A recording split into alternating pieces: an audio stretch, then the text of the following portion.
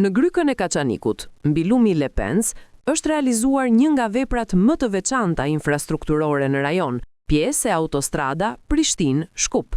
Tereni ashpër, lugina e ngushtë dhe shpatet e paqëndrueshme nuk lejonin ndërtim klasik.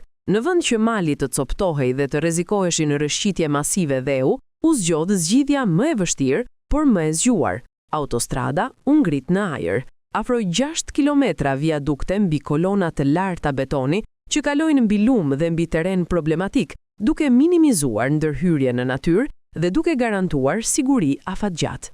Kostoja rreth 10 milion euro për kilometër, shumë për buxhetin e një vendi të vogël, por ky është investim që synon jetëgjatësi, standard dhe mirëmbajtje më të ulët në të ardhmen, një rrugë që nuk mbyllet me rreshjet e para, që nuk qahet pas dimrit të parë, që nuk shembet nga një rrëshqitje e paralajmëruar. Dhe këtu lind paradoksi me Shqipërinë. Ndërkohë që në Kosovë ndërtohet duke respektuar terrenin dhe parametrat teknik, në Shqipëri kemi parë së fundmi rrugë të bllokuara nga rrëshqitjet e dheut, segmente të përmbytura pas rreshjeve intensive, akse të reja që dëmtohen vetëm pat muaj pas inaugurimit. Problemi nuk është vetëm natyra apo moti, problemi është cilësia e projektimit, zbatimi i dobët dhe abuzimi me fondet publike. Kur investimi bëhet për propagandë dhe jo për standard, faturën e paguajnë qytetarët, me rrugë të mbyllura, trafik të paralizuar dhe miliona euro të humbura.